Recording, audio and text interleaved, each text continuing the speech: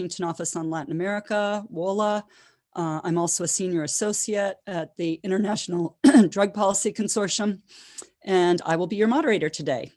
So welcome to our webinar to present the book, The Impact of Global Drug Policy on Women, Shifting the Needle, which is co-edited by Julia Buxton, Lona Berger, and Giovanna Margot.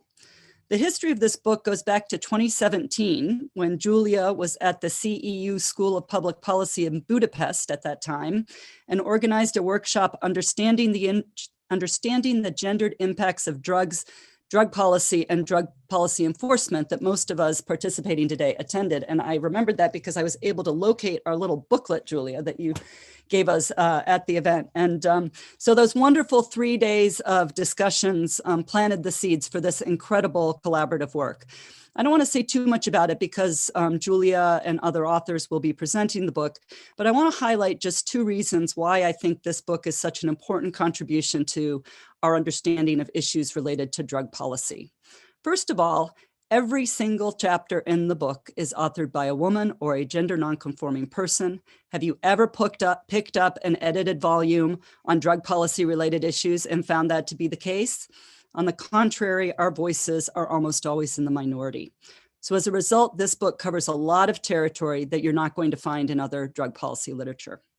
And second, it incorporates the voices of those with lived experiences. The editors did a terrific job of bringing together people from academia, from NGOs, and activists, all of whom bring their own unique perspective. So I'm going to let Julia take it from there. But first, a couple of announcements. This book is open access, so you can download it for free. You can also purchase it for Emerald Publishing, which I recommend as well, because it's really great to just pick it up and turn to the chapter you want to read. Next week, we will be doing a second webinar to present the book in Spanish, and that will be hosted by De Justicia. Speakers include Lona Berger, Corina Giacomello, Veronica Russo, and Lucia Ramirez, and it will be moderated by Isabel Pereira. So it'll be the same time next week on Wednesday, March 10th. And there are 2 other book launches coming up that I wanted to mention. On March 9th, OSF and AWID will be hosting an event called Feminist Drug Policy Realities. And then at the annual meeting of the Commission on Narcotic Drugs, we'll have another book launch on April 15th. So we'll be posting all of that on social media. And finally, our format today is as follows. Julia Buxton will take about 10 minutes to present the book. Then we'll do 2 rounds of questions, maximum 5 minutes each with our other book contributors. And that will be followed by a short commentary from Marie Nougier, and then we'll go into Q&A. I believe you can be submitting questions as we go along in the Q&A tab at the bottom of your screen. And I will introduce each person before they speak the first time. So as noted, Julia Buxton is going to kick this off. Julia is a British Academy Global Professor in Criminology at the University of Manchester in the United Kingdom. She is co-editor and contributor to this book and co-author of Drug Policies and Development, Conflict and Coexistence. She's a specialist on conflict, development, and policy processes. Her current research focuses on supply actors in illicit drug economies and the impacts of Brexit on British drug markets. Julia, the floor is yours. Many thanks, Coletta. Huge thanks to WOLA for organising this and the support that we had from IDPC and De Justicia. And many thanks to the contributors to the book that have joined us today. I'm hugely grateful. So it's wonderful to see everybody. Coletta, you wrote a book a couple of years ago now, Drugs and Democracy in Latin America. And really that book for me was a landmark publication. It really influenced the way that I understood the drug trade in Latin America and the political impacts of the drug trade. And in the years since the publication of that book, we've seen a real slew of work of critical drug policy, and a lot more people becoming engaged in understanding the failures of drug policy. A lot more academics are engaged in understanding drug policy, a lot more NGOs and civil society organizations. And I think people are really being drawn into trying to analyze drug policy because we are seeing this tremendous accumulation of negative and counterproductive impacts, but also because there's just a lot more interest in drug policy over recent decades. And there's been 2 very, very important changes, I would argue. First of these have been these kind of decriminalization and legalization initiatives that we're seeing in different parts of the world. But at the same time, and running parallel with that, particularly over this kind of post-Cold War period, we're seeing a real escalation and acceleration of incredibly repressive, draconian and punitive counter-narcotic strategies, this kind of rise of the penal state, as states have tried to grapple quite unsuccessfully with this massive growth and expansion and diversification of these post-Cold War illicit drug markets. So thankfully, there's a lot more attention on drug policy these days, which is hugely important. When you wrote Drugs and Democracy in Latin America, as we've discussed before, there was, a real lack of critical engagement with the impacts of drug policy. So we're now seeing a better evidence base, which is demonstrating the negative impacts. So amongst this slew of literatures, what was our USP? What was our entry point into this very packed field? And our focus was very explicitly on trying to understand the gendered dynamics of drug policy and drug policy enforcement. So from this, basically three things. How is the position of women and gender non-conforming people in all of their racial, ethnic, class diversities? How is this changing in illicit drug markets? Secondly, how are women being negatively impacted by drug policy enforcement? And then thirdly, how are women differently impacted from men in drug policy enforcement? Now, men are overwhelmingly the victims and the actors in illicit markets. They are overwhelmingly the incarcerated population in terms of drug policy. But illicit markets and their containment is a deeply masculinized space. And what we wanted to try and do with this book and this research was to provide far better research, far better information on how women's roles are changing owing to hosts of factors: alterations in drug markets, globalization, feminization of poverty, increases in women's empowerment. So how are women's roles changing directly and indirectly as drug markets expand and change and enforcement responses are getting more authoritarian and draconian? But then also here, how do these impacts on women feed into and reinforce existing problems of inequality, misogyny, gender-based violence, insecurity, transphobic abuse, and homophobic abuse? So these are the kinds of things we were trying to look at here. Now, obviously, we're not the first people to write on women as actors in drug markets or women as users of drugs. There's some fantastic literatures out there. The work of people like Nancy Campbell, Elizabeth Ettore, who were looking at the kind of cultural representations of women's drug use. Jennifer Fleetwood, Judith Aldridge, Denton, and work on women and coping strategies in drug markets. Some really excellent literature. So what can we bring to this? What were we trying to do? And basically, I'm going to distill this down to 6 things. Firstly, we wanted to internationalize our understanding of gendered perspectives and impacts. A lot of the work on women and drug markets comes out of Europe and North America. They predominate in the research. What we're trying to do is really kind of highlight and profile places like Russia, Ukraine, Ghana, Kenya, countries that really aren't kind of part of these debates and narratives on drug policy.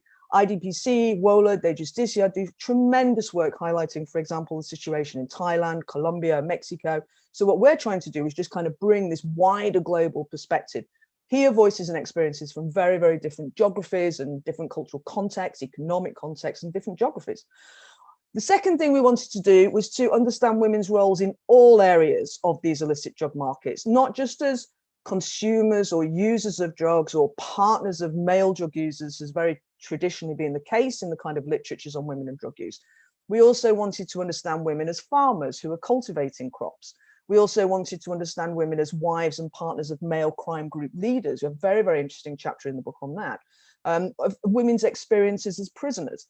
And also, we don't just want this to be kind of negative and women without agency and, these terrible, terrible harms that we see being impacted and inflicted on women, but also in this book to try and recognize women as increasingly autonomous, empowered, mobilized, and active, that women are breaking taboos, addressing issues of stigma. We're talking about our own personal drug use. There's a very, very important element of autoethnography here, but also acknowledging that, the role of drugs in pleasure. We never talk about women, drugs, and pleasure, which is, really the chapter that Ingrid Walker has tried to kind of work through some of these ideas with us. So we're trying to bring all of these diverse experiences together, get away from the victim narrative, highlight where women are working collaboratively with peers, professionally. We've got chapters from Kenya and Thailand from people working in the prison systems.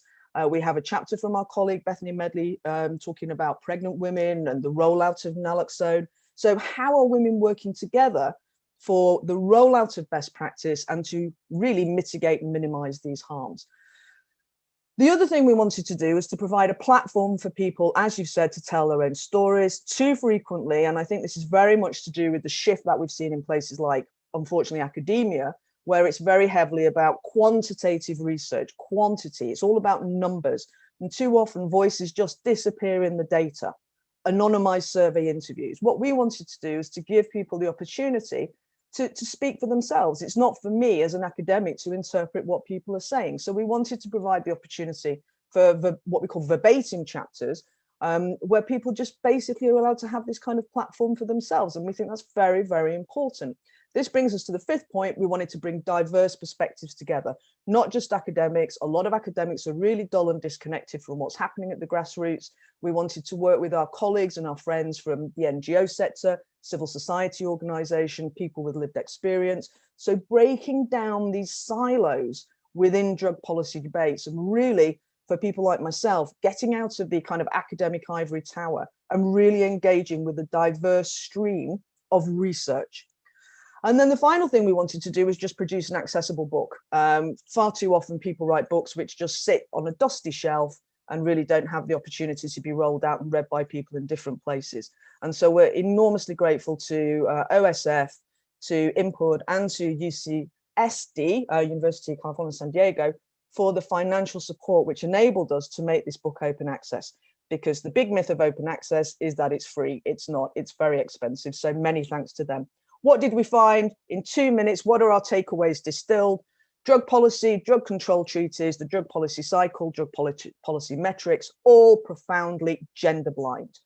This is something that I hope Marie will be coming back to. There is a real dearth of adequate engagement by national authorities, UN drug control institutions with the impacts of drug policy implementation, and specifically as women, on women as rights holders. The obligation to women as rights holders is completely overlooked, I would say, through this gender blindness. And we see women neglected in programming, in policy, and in treatment provision. Very similar to conflict studies, which it's argued, so many of the programs there are focused on controlling and containing and managing men. I would argue that drug policy itself is very, very heavily focused on this kind of masculinized prioritization of containing males. And women are just completely neglected in this. The other final takeaways here, this more punitive course in international drug policy that we've seen over the last 20 years, which is really stemming from nation states' interpretations of their obligations under the international drug treaties, criminalization of possession, longer sentencing. This draconian trend is having deeply harmful impacts on women, and these harms are universalized. This was our big takeaway from the book, the universalization of the harms to women from the criminalization of drugs. What are these harms? Finally, and leading on to Fiona, difficulties in accessing appropriate treatments and services, violation of sexual health and reproductive rights, vulnerability to sexual violence and misogyny and gender-based violence, and this real paralyzing misogyny in public services, in the healthcare system, in the prison system, in the court system. And this really is reinforcing the already existing negative impacts of patriarchy, marginalization, and gendered inequalities. And the key final point I would make is that this is a massive, massive women's issue. But I think tragically, women's organizations and political parties that we would expect to see working on these issues and picking this up as a very, very salient platform of women's empowerment have simply failed to take up this task for reasons I'm happy to talk about later, but I'll leave this here and hand over to colleagues. Thank you. Thank you very much, Julia, for that excellent introduction to the book. We're going to turn now to Fiona Macaulay. Fiona is Associate Professor in the Division of Peace Studies and International Development at the University of Bradford. Her research interests, on which she's published extensively, focus on criminal justice reform, human rights policy, and gender, politics, and security issues in Latin America, especially in Brazil. She's just completed a book on femicide in Brazil called Transforming State Responses to Feminicide, Women's Movements Law and Criminal Justice Institutions in Brazil, which will also be forthcoming with Emerald Press. And she's also the editor of Stability, International Journal of Security and Development. So Fiona, you start your chapter noting that the harms caused by the drug war are not evenly distributed, that they affect overwhelmingly those in society who are most susceptible to being cast as socially undesirable or violating moral and social norms. Women's inequality clearly enters into this paradigm. How do drug policies impact men and women differently? And do drug policies end up reinforcing these disparities? Okay, so I think the first place to start is whether policy can see women at all. And I think that was the point that Julia made very eloquently just now. So the first question we're dealing with is invisibility of women as subjects, or objects rather, of policy within the different fields. And because the policy is overwhelmingly designed to deal with, as Julia put it, the containment of men, even though there are women in that field and they're being subjected to policies, they're either invisible or they are framed in very kind of particular ways. So one of those framings is abnormality. That is either that women are the abnormal compared to the male norm, and therefore there's a kind of an approach of one size fits all. But more than that, I think it's about the framing of women as in a sort of dichotomous way, which is that there are good women and bad women. There are morally acceptable women and immoral women. And it's those binary oppositions, I think, between the good and the bad women, which tends actually to inform the policy approaches. Because if certain activities and behaviors are associated with men, for example, hedonism, pleasure seeking, risk taking, so those are some of the ideas associated with drug use. That's just looking at the drug use as opposed to the production side of it. Then women are positioned as being supposedly the opposite of that. And so the policy approach inevitably frames women in a very particular way. And one of the results of that is over-penalization, which is to say that the intolerance, and this you can see this in the health sector, you can see it in the criminal justice system, a sense that these women have brought something upon themselves for which they should be punished. Mm-hmm. And that's very, very clear in the prison system. I know the prison system in Brazil well. And you can see that not just in the figures of over-incarceration, but also in the clearly unequal treatments within the prison system, that they are not allowed the same kind of access to services and support, particularly around mental health and trauma histories, which many women have as they enter the prison system. And now it is overwhelmingly for drugs offences. They are desexualized. That's one of them. Because if women are morally bad, then one of the things that the public public authorities do to them is an attempt to desexualize them and to return them to the kind of the good mothers that they ought to be. So public policy has a real problem with how it frames women overall. So it's either about invisibility or it's about framing. But there's also another problem, which is about data, which is that public policy tends not to know very much about women's lived experiences. And it tends not to know very much about it, both on the quantitative side, which is to say that a lot of the medical research is done on men, psychological research is done on men, who are assumed to be the norm against which women are counterposed. But the qualitative side of it, which again Julia was pointing to, which is a strength of the book, which is a women's lived experience. How are women experiencing being producers or being consumers or being involved in any part of the kind of the drugs matrix is not known, it's invisible. And if it is known, it's often repackaged and reinterpreted to fit these dominant frameworks, either within the field of health or the field of development or the field of security. And all of those three fields have operated quite separately in the past and been very unintegrated. They've had a completely different language, and they've been dominated by actors who couldn't really hear or see women's experiences. And I think the last point I wanted to make, because I realize time is very short, and that's about stigmatization and intersectionality that Julia pointed to, which is to say that if women who take drugs are positioned as morally bad, there's a hierarchy of morally bad, which is to say that the multiple identities that can be attributed to women who are seen by the system, whether they are you know, the wrong ethnicity, the wrong sexuality, whether they're, for example, involved in sex work. There's a multitude of characteristics which will be loaded on top of gender in order to determine the treatment that they receive. And that, I think, comes out very, very strongly within the book, this notion of kind of punishment and super punishment, depending on who you are and how you are seen by the state within that social hierarchy. So quite rightly, Julia pointed to the fact that we're not just talking about women, we are talking about those who are seen as non-conforming across all of these aspects, from drug taking, but loaded onto all of those other characteristics, which are viewed from outside. Yes, and that's the whole point, is that the book attempts to explore how it feels to be the person who is subjected to those regimes and those policies.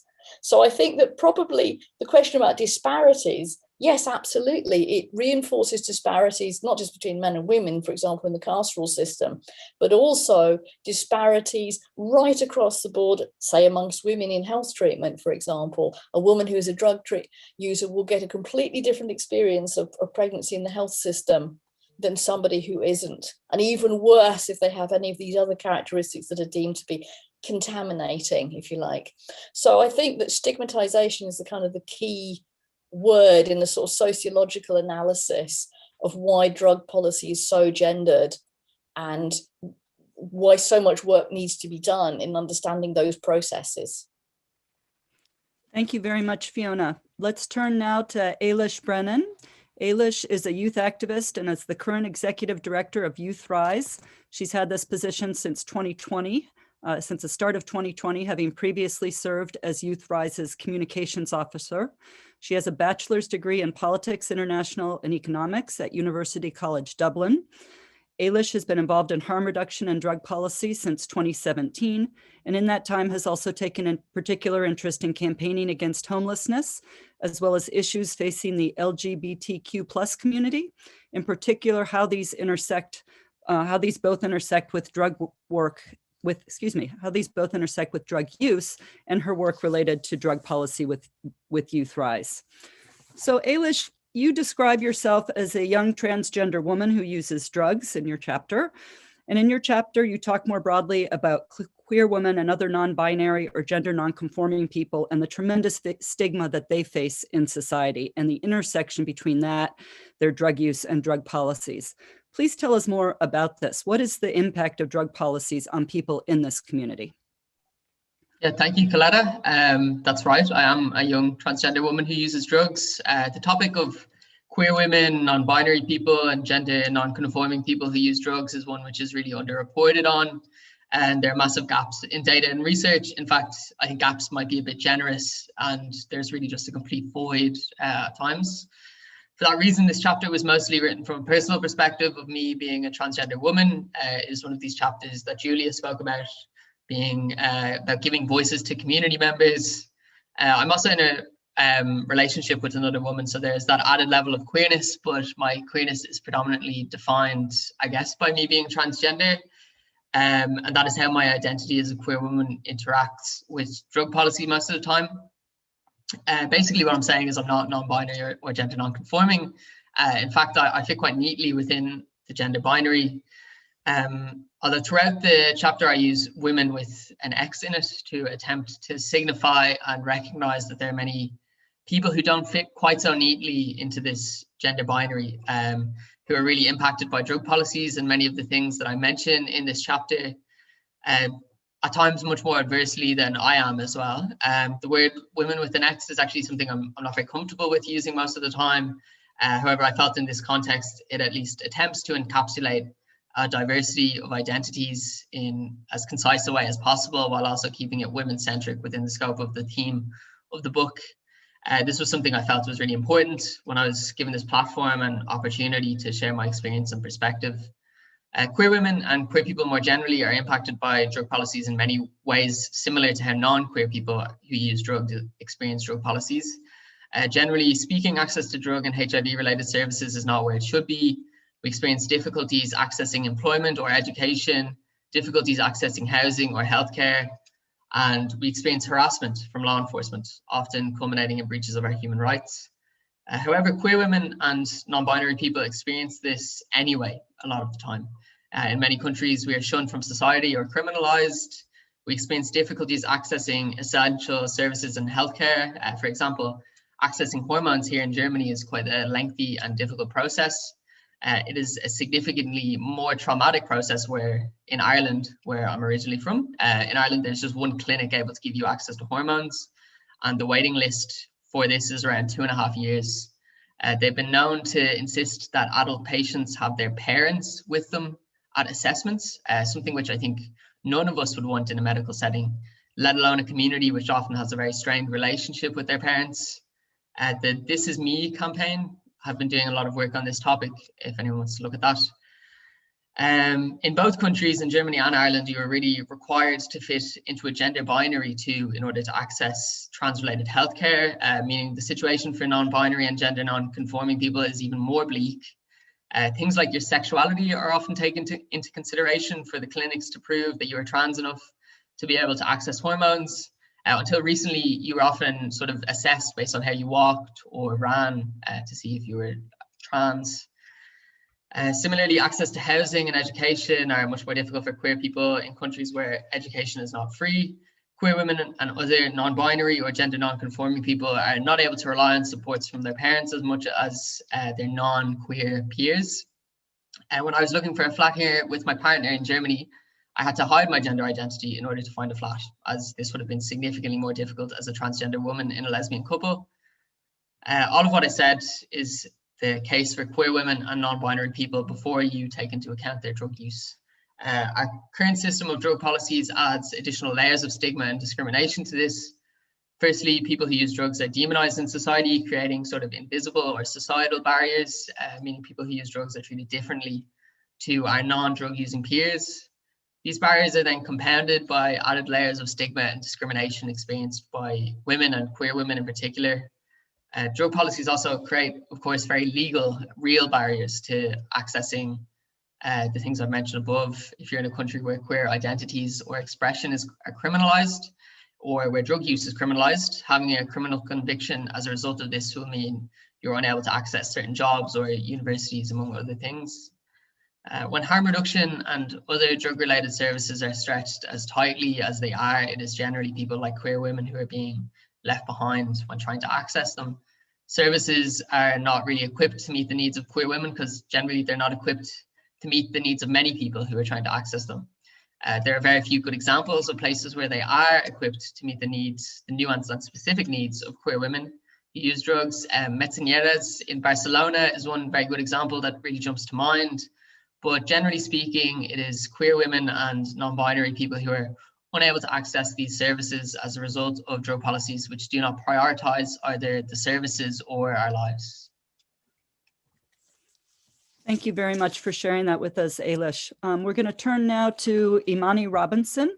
Imani is an interdisciplinary writer and artist committed to political education and abolitionist organizing. They are the editor of TalkingDrugs.org, a multilingual platform for news and analysis on drug policy, drug use, harm reduction, and related issues across the world. Imani was a plenary speaker at HR 19 in Porto, Portugal, and in 2018 co-produced Regenerate, a Black-led arts festival on the intersections of drug policy, racial justice, and liberation, alongside Camille Barton. Imani holds an MA in Forensic Architecture from Goldsmiths, University of London, and a BA in International Relations and Anthropology from the University of Sussex. All of the chapters in this book are awesome, but Imani's chapter in particular raises a lot of really new and innovative ideas. So I highly recommend it. But I'm going to start with the first part of your chapter, Imani, and I have a two-part question for you. First, describe for us the structures of prohibition and punishment that drive the war on drugs. And second, we tend to say that drug policies have failed to achieve their stated objectives. But one of the sections of your chapter talks about what if the drug war isn't failing at all? What do you mean by that? Thank you so much, Coletta, and thank you all for your comments. And I'm really glad to be part of this book. Okay, so the first question is around the structures of prohibition and punishment that drive the war on drugs. And I think, you know, on the one hand, abolitionist perspectives allow us to kind of identify or be able to articulate specific ways that the criminal justice system and the prison industrial complex more broadly kind of create this interconnected web that the war on drugs kind of feeds off of and into, right? And so there are specific ways in which abolitionist literature is really helpful to understand those structures. But I also just want to underline that, you know, anybody that knows anything about prohibition or the criminalization of people who use drugs already have a very good understanding of those structures, right, of prohibition, of criminalizing. You know, I think what abolition does is it allows us to move away from the idea that it's people who use drugs, or it's women, or it's people who, you know, we are advocating for, right, who are being oppressed, who shouldn't be in the prison system, who shouldn't be criminalized, who shouldn't be punished, right? And so we get things like nobody should go to prison for weed, or nobody, you know, prisons are not made for women, and that is why they're bad for women, and so we should develop, you know, women's prisons or gender non-conforming prisons to solve that problem. And what those kinds of reforms or responses do to those structures is really actually just keep them intact and expand the scope and the capacity of the carceral system. And so what this chapter really tries to do is to question what we are doing when we're calling for reforms that allow for that to happen. So, you know, the criminal justice system feeds off of this idea that drug use, drug supply, and the entire drug trade is something that must be punished, and punished in the ways that every other sort of harm or constructed harm is punished. And so, you know, there are ways in which it becomes very difficult once you understand or begin to unpack and think with abolitionist literature. It becomes very difficult to take any part of the carceral system or any part of the punishment system really seriously. And that's mostly because these structures of prohibition, as we know, as people working in drug policy, right? As we know, these structures of prohibition don't stop us from using drugs, but what they do is create a kind of economy, a kind of interconnected web in which that behavior and that identity and that community become at risk of state violence. As somebody who has spent most of my kind of life organizing around racial justice, organizing, you know, with communities around specific, usually identity-based issues, but also very kind of structural issues, it really struck me that whilst people in drug policy seem to have a very clear idea of the harms of the criminal justice system for particular groups, they didn't necessarily as a group work in a way that diminishes the criminal justice system in general. But, you know, and I think that this is because what the criminal justice system does is it highlights individual issues or siloed kind of behaviors and makes them the problem, rather than kind of creating any sort of moral framework that is usable or interesting for us. And so what that means is people who I'm working with in racial justice, people who I'm working with in abolitionist organizing, and people who I'm working with in drug policy are not able to have a conversation with each other about how these issues intersect, but also how we impact each other with the decisions we make. So instead of saying nobody should go to prison, we say nobody should go to prison for drugs offenses. And I'm really trying to find new ways to think about what that means about these structures of prohibition and punishment, and how difficult it is to unpack them, to speak with specificity, whilst also not sort of leaving people behind, and allowing people or allowing our work to have that impact, you know, on different groups. And I think that that's also leading to the second part, right, which is, you know, what do I mean by the drug war hasn't failed? When we say the war on drugs is a failed project, we say that it's failed at its stated aim of, you know, eradicating drug use, of kind of living in a drug-free world. And of course it has failed, that project, but the constituent parts of the war on drugs, the criminal justice system, this kind of state violence that is produced and reproduced and packaged and transformed through globalization, through different ways and kind of connections between countries and between routes and between policies, right? The idea that if we think about the war on drugs as something that has failed, we actually are inviting a kind of extremely liberal understanding of our relationship to the state and of what the war on drugs is doing. And by liberal, I mean, overall, the system doesn't need to completely be overhauled. We can make tweaks, we can fix errors. And the state can be this invested or this kind of integral in our day-to-day lives. And what I argue in the chapter, and what I've learned from abolitionists, from racial justice activists, is really to say, you know, actually, what if we could depart from that idea and say that there are people with vested interests, there are governments, there are processes such as capitalism with vested interests in this continuation of the war on drugs as it is.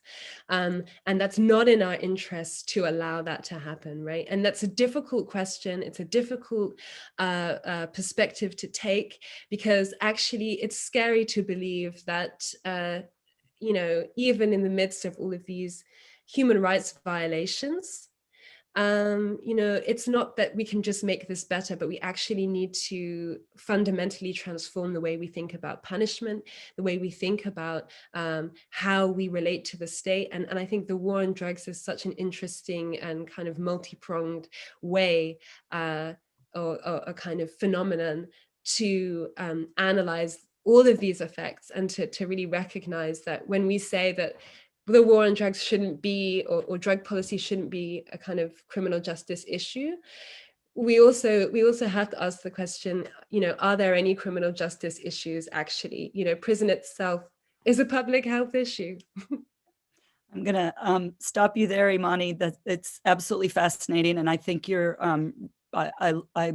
I think it's so important how you are forcing us to question the way we think about drug policy reform and our underlying assumptions. We'll come back to that in the last question for you in this round. Excuse me, but right now, excuse me, right now I would like to turn it back to Fiona. And this is an interesting, thinking about the question is interesting segue from what you're talking about, Imani, from a more of an abolitionist perspective. But my question now to Fiona is, your chapter raises the issue of women as mothers, and you use this as an example as to why we need to pay more attention to strategic gender roles. We often posit that women with children or other caregiving responsibilities should not go to prison. Of course, Imani is raising the question of, should any woman go to prison? And I believe they should not. But in this case, let's focus on women with children, as is mandated in the Bangkok rules, actually, that they should not go to prison. But anyway, in focusing on women as caregivers, are we reinforcing traditional gender stereotypes? What about women who aren't mothers? And how would a gender-sensitive approach to drug policy address this issue? Okay, thank you. I think it's worth understanding this kind of practical versus strategic notion that I've introduced, because this comes from writings by Maxine Molyneux and Caroline Moser, who talk about the practical gender needs of individuals living their lives according to the gender norms of their society. So in many societies, women are expected to be caregivers. They are caregivers in many cases, and it is part of their kind of lived experience and identities. So actually, it's not a bad thing to attend to women's practical needs, because in a sense, they are the most immediate needs that they present with. So women who are mothers and who are also drug users, or who are pregnant and drug users, clearly they have a need to be recognized with a set of needs which are not obliterated by the framing of them as drug users. So I don't think that attending to practical needs is necessarily bad, but you have to then think about what is the bigger question at stake here. And I think Imani put those questions extremely well, which is, what is the penal system for? Not just was the law broken, but is the law reasonable in and of itself? And was it selectively applied that's quite clear with drug policy, right? That, the bigger the fish you are, the less likely you are to be caught or incarcerated.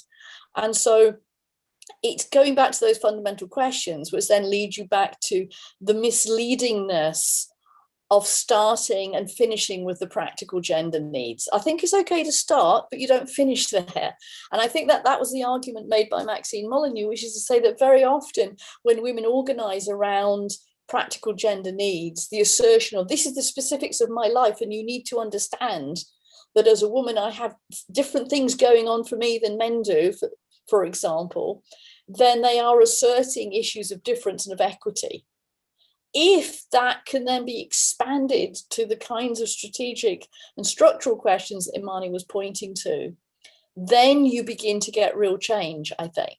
One of the problems in the development field, and indeed the security field, is often, it stops there, that women are mothers, mothers are women, right? And that's clearly inaccurate and misleading. And so, I think apart from the, undesirability of prison for non-violent drugs offences overall, a more reasonable question, if you were to incarcerate somebody for reasons that society has agreed upon, you would then have to ask, what are the conditions of that person's life? I mean, there's virtually every prison system encourages personalization of the sentence. So in principle, the law ought to be taking into account the needs of that person as they enter a state institution. And so, you might be a man and a caregiver, you might be a non-binary person and a caregiver, you might be a woman and a caregiver, you might be none of those things, but you might have other needs, mental health needs, what have you. So I think that the strategic question is not just about gender relations, which was what Imani was pointing to. It's actually about the whole notion of what drug policy is even attempting to achieve. It's not reducing harm. It's not assisting people who articulate that they need assistance. And it's not leaving alone people who are not doing any harm. But that identification of punishable bodies is so entrenched in the system. There's a word in German meaning Täterstrafrecht, which means you punish the person and not the deed. And there's so much of drug policy simply looks for punishable bodies and proceeds from there. It doesn't look at the question of what actually is the deed, and is the deed actually harmful to society, which we know from all the analysis of drug policy. So that would be my question. I think, what is a gender sensitive drugs policy? It would be looking at this question of equity, not equality, because clearly none of us are equal in the sense of being identical, but an equitable treatment would attempt to start in a very different place altogether, which is, what is it that you need? Do you need anything? You're a drug user, you seem quite happy with it, that's fine. Or no, you have a problem with that. Or you've been caught up in criminal activity and you have a problem with that. What do you need? And so equity and gender sensitivity would head in that direction. It certainly wouldn't head in all the other directions that we've already talked about. So yeah, it's really easy and tempting in the field of public policy to come up with a very simplistic solution that sounds like a good soundbite, but it rarely does what it purports to do. It excludes and it makes invisible all kinds of people because of that single categorization. So. Thank you very much, Fiona. I think that's very well put and summarizes things very well. We'll switch gears again and turn to Eilish again. Eilish, you discuss in your chapter how some queer and transgender women are targeted by law enforcement and may engage in or be pushed into criminalized activity. How are they treated differently in the criminal legal system? How do criminal legal systems fail to protect them? And Eilish, just before you start that, your response to that, I'd just like to remind people that you can put questions in the Q&A box at the bottom of your screen. We will be turning to those questions shortly. So please add any questions that you have there. Eilish? Yeah, I actually have quite a specific case in mind in response to this question. It's a case which I really kept in mind when I was writing this chapter. It's about a transgender woman living in Bavaria in the south of Germany, or at least it's in Bavaria that her case sort of unfolds.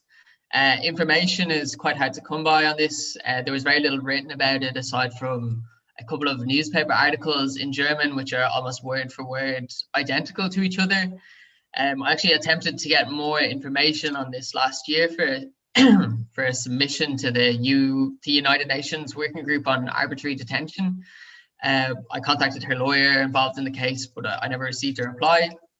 The main source for the newspaper article seems to be one original article written by Bild, which is quite a right-wing and sensationalist newspaper here in Germany. So a lot of the language used in the article was pretty horrible, including disclosing details of her previous operations. I won't name her at all here for the sake of her own privacy, considering how little is written about this case and how difficult it is to find information. In the newspaper articles I could find, her name was all that was given anyway. She was stopped by the police while driving in the suburbs of Munich. The police searched her based on a law which allows them to search cars on roads of particular significance for border traffic. They said that she looked suspicious. The road that she was pulled over on was a suburban road in Munich, which was 80 kilometers from the nearest border with Austria. When she was pulled over, she was in possession of cocaine. The newspaper said a few grams. They don't give any more details on that. The police then used this to gain a search warrant of her home, where they found 31,000 euros in cash. She was promptly sent to jail, awaiting trial for selling drugs. When in jail, she spent 6 months in solitary confinement in a men's prison without having received a conviction. There's no justification for sending her to a men's prison. Her legal gender is a woman. She should not have been sent to a men's prison regardless of what the gender on her passport is. However, it is these legal changes which are supposed to protect and recognize transgender people's gender identity in situations like this. This time in solitary confinement was for her own safety, considering she was a woman in a man's prison. Solitary confinement causes immense mental strain on anyone, not least a transgender woman being forced to sit in a man's prison. It is reported she suffered from severe mental health issues as a result of this. After 6 months, she was convicted of possession of cocaine and sentenced to 1.5 years on probation. The court found that the 31,000 euro the police had seized was money she was saving for surgeries in the future, not profits from selling drugs they'd accused her. Despite this finding, the public prosecutor attempted to keep the money. They attempted to prevent the money being returned to her. Thankfully, this wasn't granted. As a transgender woman living in Germany myself, this story is obviously particularly horrifying to me. It's not necessarily an unusual or surprising occurrence for transgender women when interacting with law enforcement anywhere in the world. In this case, this woman was targeted in a manner that her lawyer says was unconstitutional. And all of this has happened in Germany within roughly the last 2 years. This is obviously one very clear example of the legal system categorically failing to protect transgender women. This caused unnecessary and untold harm to this woman. And it is cases like this that mean transgender women have no faith in the police or government bodies to protect them. I'm far from the only transgender person or the only person who uses drugs to feel this way about law enforcement or government bodies. However, this case has made me think a lot about my relationship with law enforcement myself. To speak quite personally for a minute, I was quite badly harassed at a train station in Berlin last year. This particular night, there were 3 aggressive men approaching me on the train platform, shouting transphobic slurs and so on.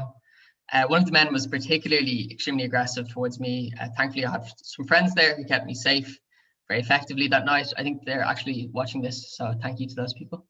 The point of the story, I guess, is not the harassment, but the fact that when the train security on the platforms that night saw and heard what was happening, they advised me to call the police if I felt unsafe. When I went to report this to the train company a couple of days later, their advice was the same. In that situation, you should call the police. I was in possession of drugs at the time, and the idea that I would call the police to protect me is really ridiculous. Knowing the case I just mentioned, it is very possible the police could have twisted this situation against me. It is in situations like this where you feel extremely vulnerable as a result of the legal system failing to protect and in fact actively harming both transgender women and people who use drugs. All of this is within the context of both me and the woman in this case I discussed initially living in Germany. I can't speak for the other woman obviously, but I'm also white and pretty middle class. For other trans people, this situation would have been even more dangerous. I'm living in Berlin, quite a queer city, I think most people would assume. Just 2 hours over the border in Poland, scenarios like this would likely unfold extremely differently. So it's important to sort of consider that as well. And this is all happening in like the global north and in a country that people sort of think is dealing quite well with these things. Thank you very much for sharing that, Ailish. I'm gonna do one more question for Imani and then turn it over to Marie to wrap up, and we'll move into Q&A.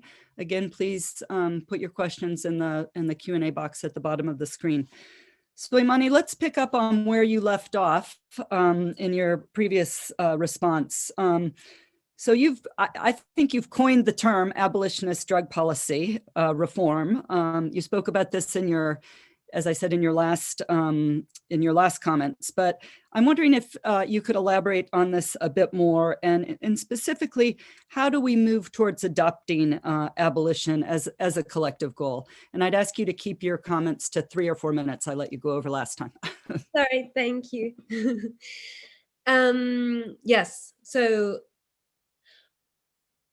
I mean, when I kind of framed what I was talking about in my chapter, you know, towards an abolitionist drug policy reform, it was kind of asking some questions, but also kind of giving a little bit of a roadmap and painting a little bit of a picture of what a drug policy reform that could be called abolitionist might look like. You know, already there is an acknowledgement within drug policy generally, or especially drug policy reformers generally, that drug policy reform at large needs to be removed from the criminal justice system. And so, you know, things like decriminalizing, things like decarcerating and expunging records, things like defunding drug law enforcement are terms that are not, you know, new to people working in kind of thinking about progressive drug policy reform. But a lot of people in drug policy reform also don't see themselves necessarily as abolitionists. And so what I was trying to kind of move towards, and what I am urging us all to move towards, is finding a way, right, to make every piece of legislation that we advocate for, make every kind of campaign that we create useful for and in solidarity with those who are working to dismantle the prison system, to bring about an abolitionist vision for how we respond to harm and how we respond to violence. Rather than getting in the way or making it even harder by expanding this carceral system. I mean, for a very long time, we've been speaking about people who sell drugs in very different ways to how we've been speaking about people who use drugs. And I think the key reason, or the key kind of impetus behind that is around innocence. And we do that actually a lot in the feminist movement too. You know, we say women should not, receive this kind of violence because they are innocent, they don't deserve to be punished.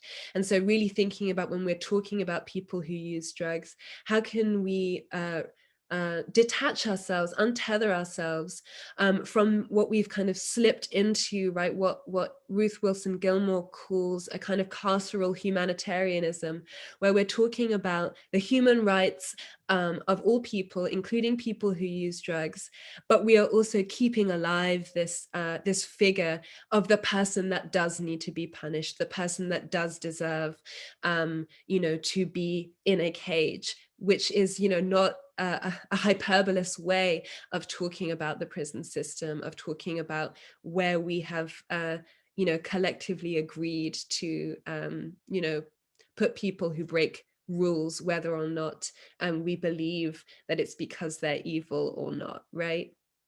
The last thing I'll say is an abolitionist drug policy reform, because it's abolitionist, it says not all violence is inevitable, right? We know that the harms caused by the war on drugs do not need to be produced and reproduced. We know that those harms are not inevitable, and that they are actually a result of specific policies, specific violences. And so it's really about trying to transform our relationship to the state, as I said, but also our relationship to violence and punishment, and the kinds of solidarities that we need, so that we can break out of this silo in which we're kind of actually making it much more difficult for a world to exist without prisons. Thank you very, very much, Imani. We are now going to turn to Marie Nougier to wrap things up before we move to Q&A. Marie has been responsible for the Communications and Publications workstream of IDPC since 2008, and also engages in networking, civil society capacity building activities, and policy advocacy engagement, in particular at the United Nations Commission on Narcotic Drugs, CND. Marie also supports IDPC's activities in Latin America, where she helps coordinate a project to reduce the incarceration rate of women for drug offenses, and is also a member of the core group of the European Union Civil Society Forum on Drugs. Marie's chapter in the book looks at indicators and metrics. So Marie, would you like to take just 5 minutes, and given this terrific discussion that we've just had, how do we fundamentally rethink how we evaluate the impact and results of drug policies? Thanks so much, Coletta, and thanks everyone for the really great intervention so far. So a lot of elements came out in the discussion actually in terms of how we currently evaluate the impacts of drug policies and what needs to change. I know that the issue of data collection and drug policy evaluation can be really, really boring, but it's really important to have this conversation, because if you don't have a solid method for assessing and evaluating your policies, how can you ever improve on these policies in any meaningful way? And so that's why we started doing a lot of work around metrics and indicators and data collection. So first of all, I wanted to go back to Imani's intervention and her argument that the war on drugs is in fact being very successful at locking people away. And it's mostly focused on those described as undesirable in society, people who use drugs, ethnic communities, the poor, people from LGBTQ communities. And counting the numbers of people in prison and other places of detention is actually emblematic of how drug policies have been evaluated traditionally. So they've been looking at how many people are arrested, how many people are incarcerated, how many drugs are seized, how many crops are being eradicated. And believe it or not, these are our current measures of success.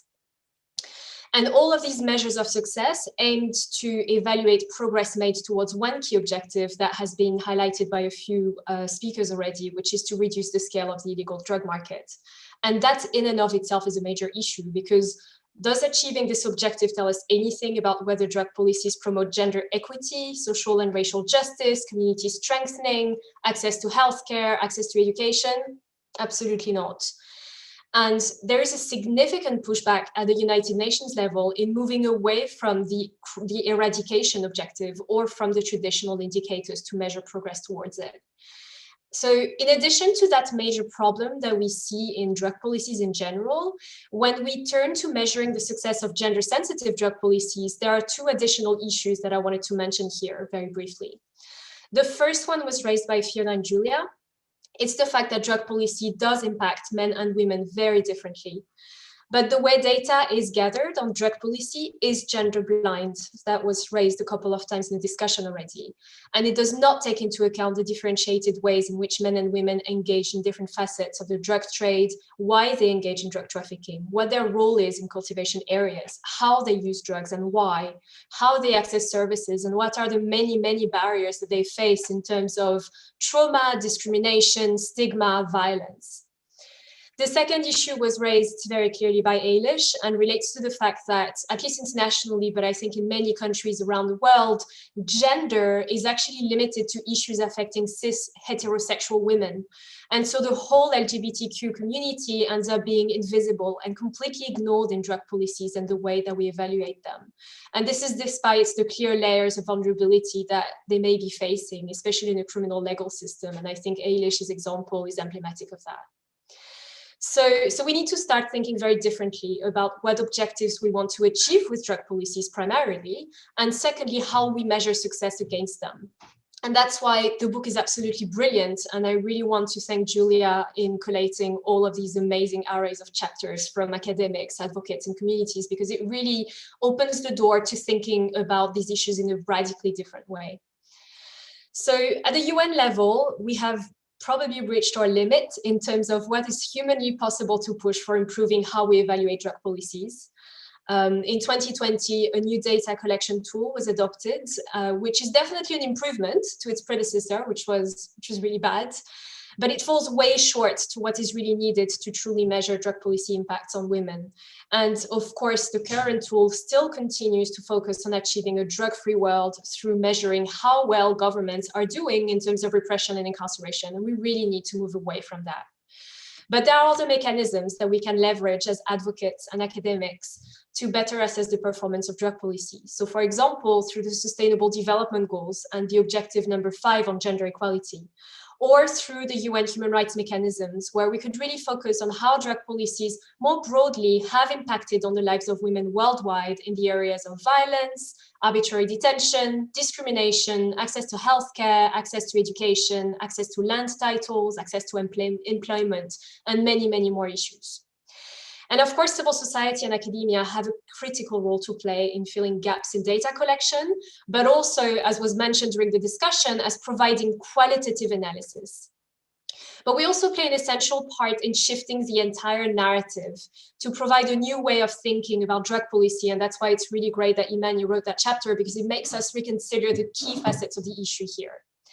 And finally, and something that was also really highlighted by the speakers, we have a role to play in bringing the voices and lived experiences of affected women to the fore, and in showcasing what the real impacts of drug control have been on communities so that they can no longer be ignored. And I just want to finish up with the call from Imani for cross-sector solidarity in these debates going forward, because they're absolutely key in looking at the bigger picture and also thinking outside the box on the way forward. So I'm going to stop here and look forward to your questions. Thank you very much, Marie. That was a great end to this first part of our webinar. We now have about 25 minutes for questions. There are a few here in the Q&A box that I'm going to start looking at now, or start giving now, but please feel free to add more. I'm going to direct these to certain people, but others should feel free to jump in. So Julia, we have a question from Juliana Miranda at CELS.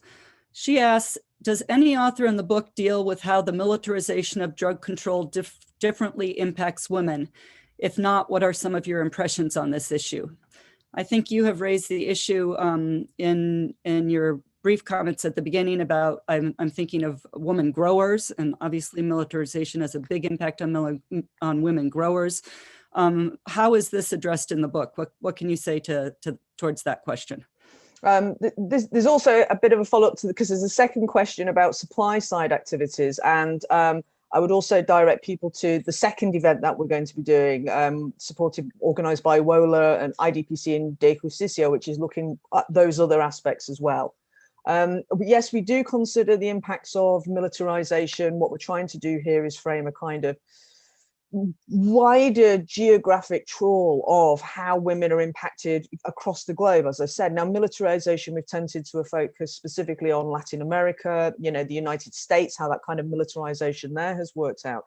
But the key thing for us also is kind of, well, what's happening in these other countries as well, you know, where we are seeing more militarized states, more kind of militarized responses to security and policing, and that's kind of impacting women globally. It's impacting populations globally, as we keep saying. It's not just a women's issue.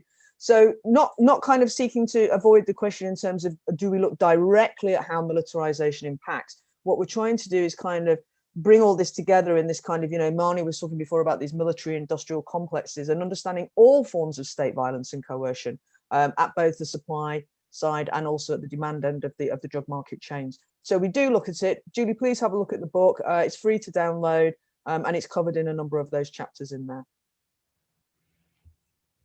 Thank you, Julia. I'm going to direct this next question to Fiona, but would also ask others to jump in. And I'm going to come back to you, Julia, because I think your chapter in the book is also related to this issue. So we have a question from a person who works on drug supply reduction from a law enforcement policy perspective in the Interior Ministry of a G7 country. This person says, your comments so far have focused more on the demand side of the drug market, it seems to me. I'd appreciate any reflections on practical recommendations for supply side policymakers to improve how we're incorporating these issues into our work. Fiona, do you have some initial thoughts on that? Yeah, I mean, I think that one of the questions would be, you start with a bunch of analytical questions about who is involved in which part of the supply chain, how much, I mean, men and women, for example, just to use that as simple binary, how much do they control? How much do they benefit from their involvement in that supply side? How much autonomy do they have? And what are the alternatives available to them? So I was thinking, I mentioned in my chapter about Jennifer Fleetwood's work on drug mules, for example, where it's very clear that the question of agency really depends on who you are. You may find that some drug mules who are part of the supply chain have very little agency. They've been completely coerced, they're trafficked, etc. And then there are other women who are actively making a choice to be involved in supply because it's better than all the other alternatives available to them. So when you're looking at things like suppressing supply, then we know from the crop substitution experiments and failures in many parts of the world that really there's been very little thought about the kind of quite rational choices that people make within their own local labour markets. And if women find that being involved in drug supply is easier than all of the other alternatives, or not easier, but I mean, you know, for the cost-benefit ratio seems more propitious, and it works with the flexible hours that they may need for childcare and things like that, then they're going to make those rational choices. So I think that any analysis of why people get involved in supply activities must break down into lots of series of fundamental questions that ask questions about how do men and women join in this activity in different ways. So that would be the first thing. And then I also wanted to go back to this militarization question, because I think that that's it's certainly Latin America, which I know better than other parts of the world, militarization and its counterpart, which is also the militarization of the drug trade, certainly in Latin America in some parts where there is a territorial competition, which is highly violent on that supply side, then women are really caught in the middle as not primary but secondary victims, which is to say they're caught up in the violence by the state actors, they're targeted for violence by the gangs themselves as part of the turf warfare in terms of sexual violence and murders. You referenced my work on feminicide, and they're also dealing with all of the economic and social consequences of mass incarceration, which is the logical consequence of that militarization. and the sort of the lost hours of work and income generation capacity for women who have to travel for 2 days a week to go and visit their loved ones in prison and take drugs to them, in some cases, supply them with food and necessities and all the rest of it. The impact on family incomes is sort of extraordinary. So if we assume that incarceration in many places is targeted at people who are presumed to be suppliers, not consumers, and they really are very petty suppliers, absolutely in the case of Latin America, the vast majority of people in there for drug trafficking have trafficked, in inverted commas, tiny quantities. That's a supply side issue. Is not at the fundamental level of macro supply, but it is supply side, and the impacts on women's welfare and family welfare and family economies is massive. So I think that it's very, it's tempting to think of supply side as being sort of major producers, but it's a whole chain, and in that women are caught up both as victims and they find agency within it. So again, it comes back to this whole kind of qualitative analysis. You have to really figure out what are the kind of strands and dynamics that are going on within that. I think this also comes back to this question we've had that we've been addressing here of breaking down these good and bad constructs and thinking of Imani's concepts. We tend to think, well, people who use drugs should not go to prison. But, what about all of the other people who are involved in the trade, whether it's because it's their only option for livelihood or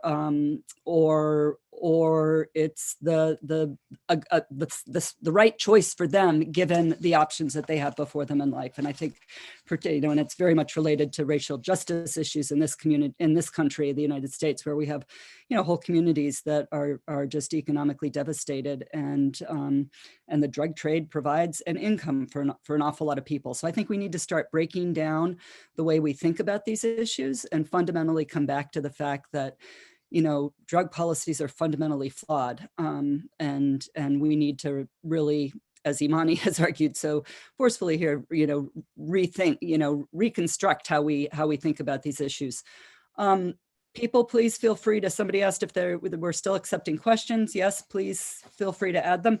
Julie, I just wanted to see if you had anything else you wanted to add to that, because your chapter in the book is on women as actors in the drug economy. And you also talk about the gendered impacts of neoliberal economic policies and the coping strategies adopted by urban and rural women in the context of austerity, privatization, and land grabs, which I think is directly related to this question.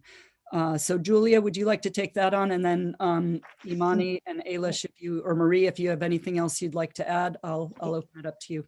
Yeah, I think we're kind of seeing all of these themes now starting to draw a bit more together now, really, aren't we? Which is really helpful. Just in terms of these supply side questions, I think it's most of the work has been done on demand side issues for sure. What we see when we try and look at supply side aspects is that there is really a dearth of research material. There's very, very little information there on the roles of women in supply side as supply side actors. There are some very, very good ethnographies and pieces of research on women as women in trafficking activities. And then there's obviously the excellent work that WOLA, IDPC, De Justicia are doing with female growers of drug crops, TNI as well, doing very, very important work there. So we are kind of getting more of this information through. But the real challenge is that kind of research around, well, what are the very, very specific roles that women and girls are undertaking in cultivation, in manufacture process, in all these kind of other peripheral areas of drug supply, drug manufacture.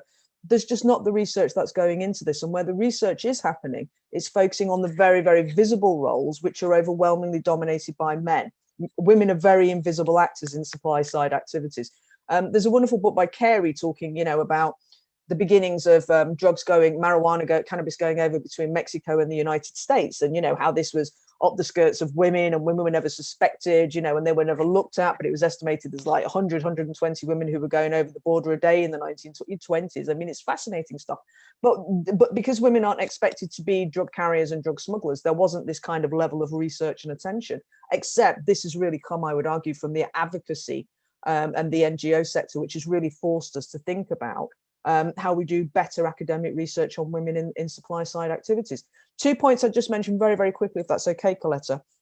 Firstly is that, the research we do have on women in supply side activities is just addled with assumptions about where women are in drug markets. We don't expect women to be high level drug supply actors, and therefore we don't research them as high level drug supply actors. It just doesn't kind of enter into the methodology. The other problem that we have is the political economy, very gendered political economy divisions here.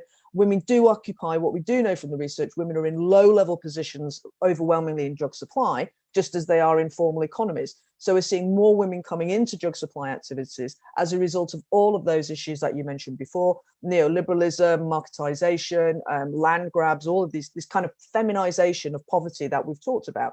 So all of those are pulling more women into these kind of supply activities.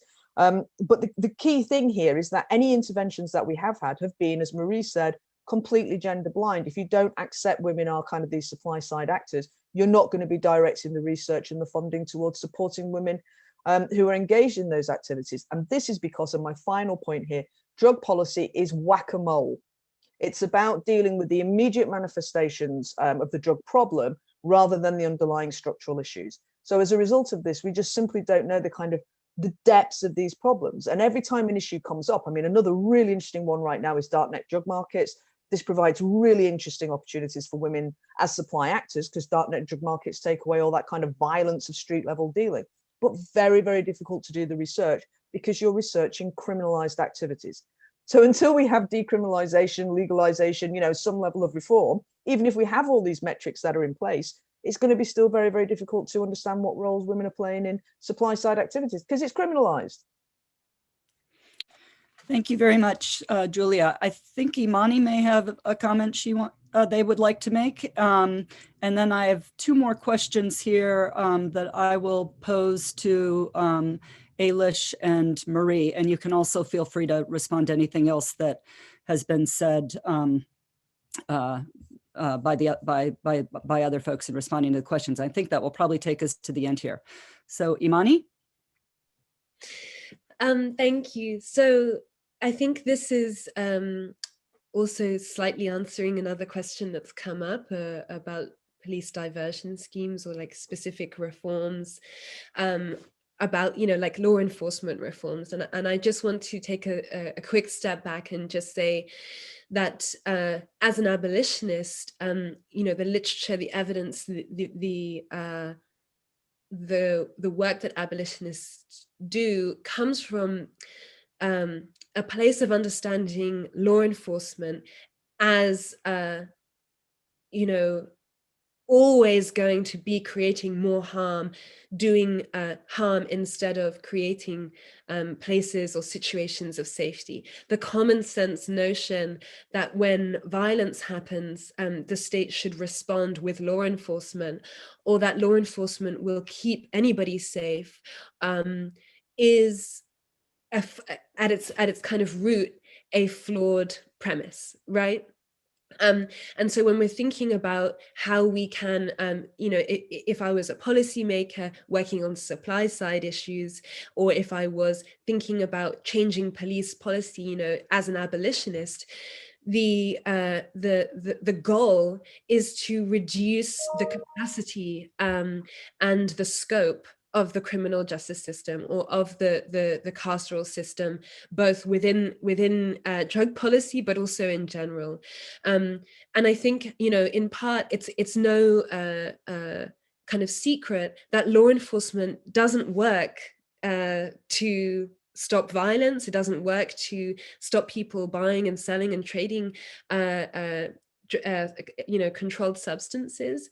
And so at some point we also have to say, okay, how best to use these resources to respond to the very real violence and harm that happens in our communities. And as abolitionists, we say, well, what are the root causes of that harm? And we've kind of touched on it, but if there is a way to make money in a capitalist society, that will be accessed by the people who need it most, by the people who are in such a vulnerable position, or such a position where the risk of engaging in criminalized activity is not outweighed by the need to do that. And so I think, you know, when we're thinking about the different kinds of reforms, for example, diversion schemes, or things where police, for example, are given more tactics, more weapons, more laws, more powers within which they can administer their power or use their power over people, that is always a bad thing. That is always going to reproduce the harms of carcerality and of the carceral system. And so I think it's this kind of, does this, you know, increase the the risk of a person being in the same vicinity as law enforcement, or does it reduce that risk? And does it meet the root cause of this problem? And sometimes when we talk, we take for granted that there's violence in drug markets, or that there's violence on supply side. And I think that we have to make a difference between drug policy and violence. You know, the violence actually doesn't have anything to do with drug policy. If it's not drug policy, or it's not drugs, you know, it's avocados or something else that that is available to be traded. And so I think when we're thinking about drug policy, we really have to recognize that this is not about the substances themselves. This is about who and how we control communities and people. Thank you, Imani. I think I'll let Marie pick that up in just a minute. But, you know, in terms of the ways in which diversion programs have also been helpful in diverting people from the criminal justice system. But first, I want to go to a question for Ailish, and we're getting down to the end now. So I'd ask people to keep their answers short, which is, I'm not sure you're the best person to respond to this, but I think so. I'm wondering how we can challenge the notion that drug use is always bad and instead argue that it can be functional in some cases. And I would point to the book, which somebody else asked me to name the title of again. It's The Impact of Global Drug Policy on Women, Shifting the Needle. It's available from Emerald Press. I don't know if we can put that in the Q&A chat where you can find the book. But there is a chapter that I believe Julia referred to called Women and the Politics of Pleasure in Critical Drug Studies by Ingrid Walker. So I would refer you to that. Ailish, do you have would you like to respond to that or anything else that has been said so far? Yeah, I'd be really happy to respond to that. This is actually a topic which I kind of wanted to touch on a little bit more in the chapter, perhaps, or when speaking today. So I'm quite glad that I get to answer this.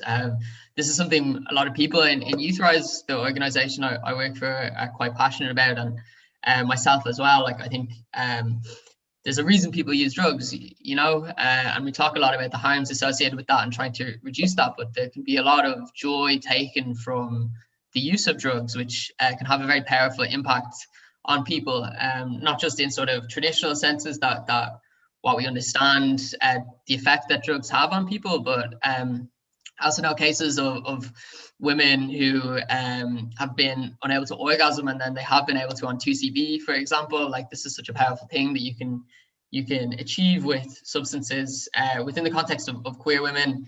Yeah, I think especially as a transgender woman, I talked a lot about being the possibility of being sort of shunned from society and stuff like that in the presentation and in the book chapter.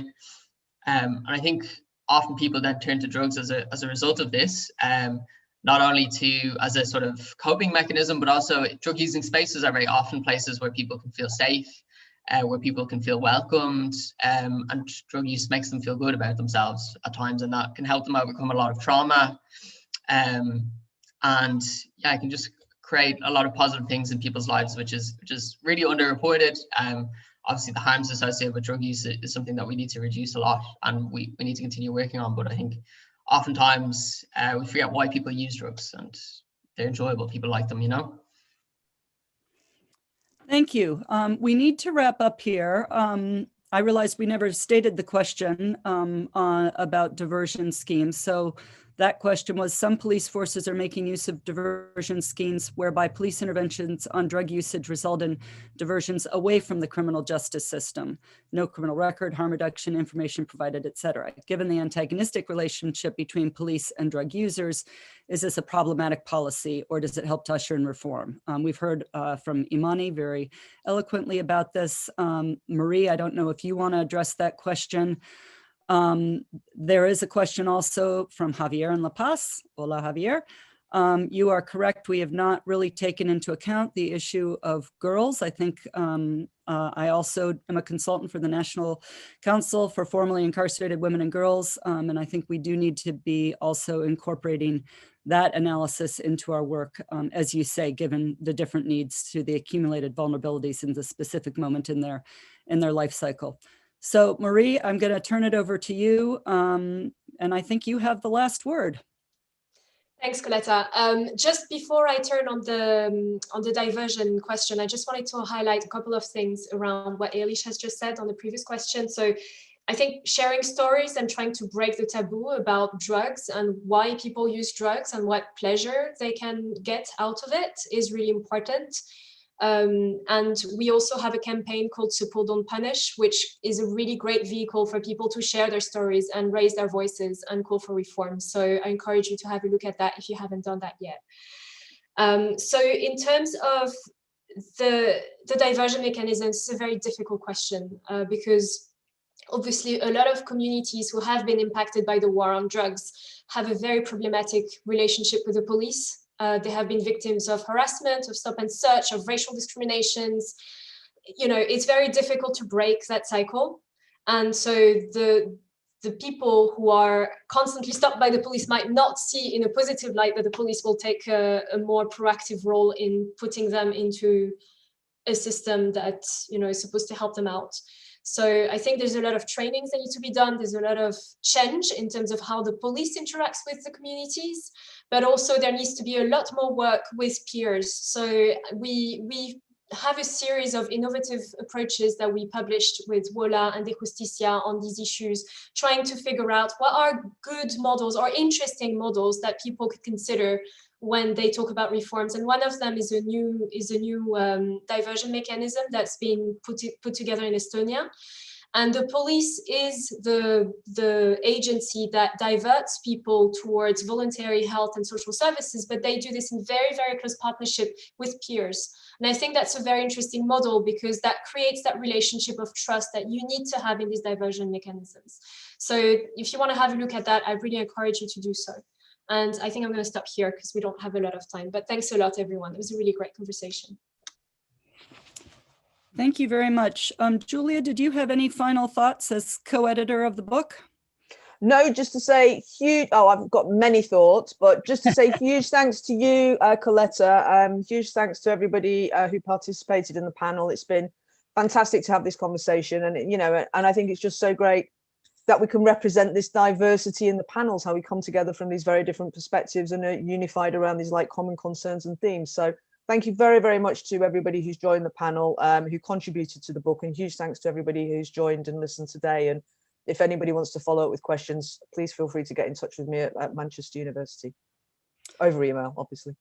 Thank you very much, Julia, and thank you to you and Lona and Gia. Thank you to Lona and Gia as well. That's what I should say, isn't it? So thank you to Lona and Gia as well. Giving us this wonderful book, which I hope everybody is now inspired to get on open access and read. I think I'm not going to try to summarize this discussion at all. I think it's been tremendously informative, and we've really been challenged to fundamentally rethink drug policies and criminalization and incarceration from a gender, from a feminist perspective.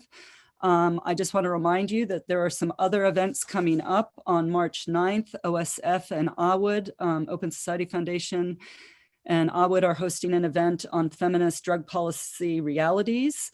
And we will also be hosting another event to launch the book at the Commission on Narcotic Drug meeting, which is happening in April this year. That event will be on April 15th. So it'll be on our social media.